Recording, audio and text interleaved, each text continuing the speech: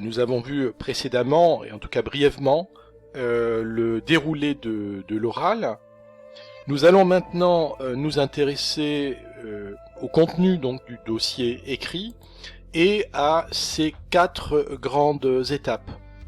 Il s'agit d'un dossier qui compte une douzaine de pages hors sommaire et hors annexe et production.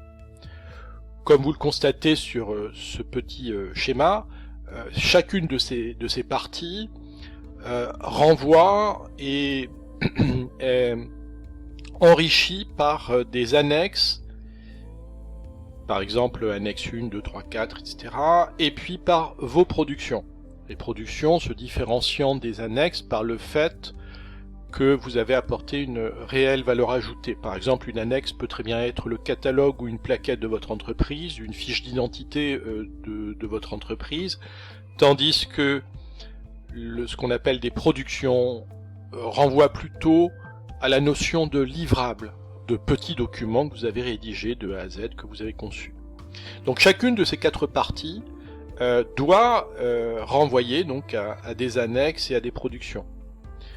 C'est d'ailleurs ces productions qui constituent l'ossature de votre oral, comme nous l'avons vu précédemment. Alors ces 4 parties sont les suivantes, donc chacune des parties comptant à peu près 3 pages. Par exemple, la partie 1, présentation du contexte de l'activité et analyse managériale. Sur cette partie d'environ 3 pages, on doit systématiquement, pour chaque bloc d'analyse qui est effectué, on doit interpréter chaque paragraphe, chaque sous-partie de la partie 1, en termes de risque, donc découlant d'un danger possible, ou de dysfonctionnement. Le dysfonctionnement étant plutôt relatif ici à la qualité. Dans la partie 2, nous allons nous allons faire une évaluation globale des risques et de la démarche qualité par rapport aux risques ou aux dysfonctionnements qu'on aura mis à jour dans la première partie. Donc on voit bien qu'il y a une cohérence à ce niveau-là.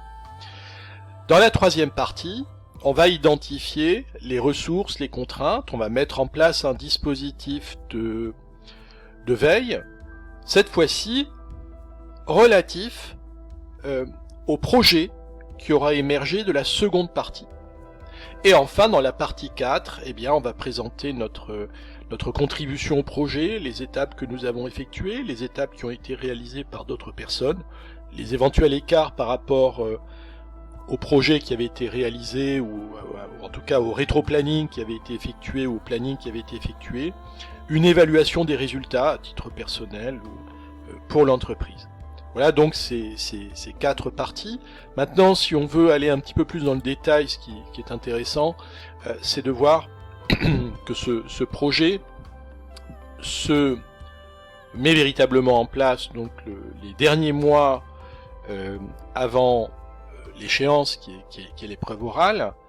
Vous voyez à peu près comment peut s'échelonner donc cette rédaction en 4 étapes, en 4 parties d'un dossier qui fait environ, si possible, 12 pages précisément.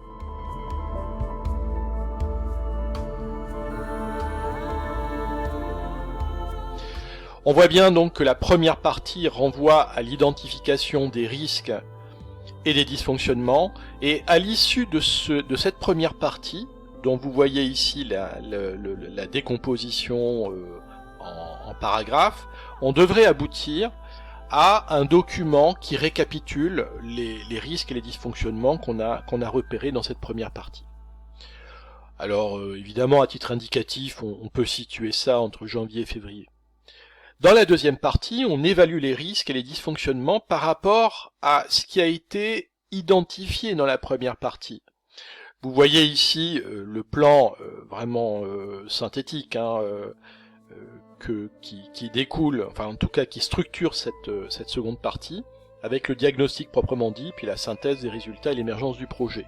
Comme vous le constatez, ce qui sera véritablement votre contribution importante dans cette deuxième partie, ce sera la note de cadrage que vous veillerez à présenter au chef de projet, à votre tuteur ou à vos collègues lors d'une réunion ou d'un face-à-face.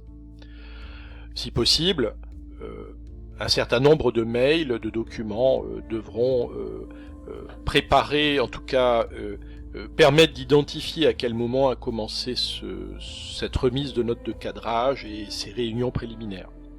Dans la troisième partie de votre dossier, on va définir plus précisément donc les ressources, les contraintes et le dispositif de veille. Comme on le voit ici, mise en œuvre d'un dispositif de veille, outils collaboratifs, de partage, ressources, etc. Et de cette troisième partie devrait émerger un livrable important qui est le cahier des charges. Là aussi, idéalement, il faudrait que ce cahier des charges soit présenté en face à face à votre tuteur, à un décideur, ou soit présenté à l'occasion d'une réunion. Réunion que vous contribueriez à organiser. À l'issue de ce cahier des charges, qui éventuellement donc serait validé tel quel, ou bien amené à être modifié, on arrive donc à votre quatrième partie de dossier où vous allez retranscrire la planification présente dans le cahier des charges qui a été validé, sous forme d'un planning ou d'un rétro-planning, les écarts éventuels a posteriori que vous constateriez par rapport au déroulé du projet et les causes de ces écarts, les résultats obtenus, bref, tout ce qui concerne la conduite du projet, l'évaluation des résultats. Et théoriquement, on arrive vers la mi-avril où vous êtes censé effectivement remettre votre dossier complet avec les productions et des annexes utiles, donc remise au secrétariat de votre établissement ou en tout cas au centre d'examen. Et bien sûr, à l'issue de la quatrième partie, j'ai oublié de le dire, mais vous devriez avoir un ordonnancement des tâches et des activités de type Gantt, un tableau de bord, enfin voilà, toutes ces choses-là. Et donc, théoriquement, vous êtes prêt à remettre votre dossier et à concevoir donc votre pitch, dont on a parlé précédemment, et éventuellement, si vous le souhaitez, ça n'est pas une obligation, mais c'est souhaitable, le PowerPoint qui sera présenté à l'occasion des 5 minutes de pitch devant le jury à partir d'une tablette ou d'un ordinateur.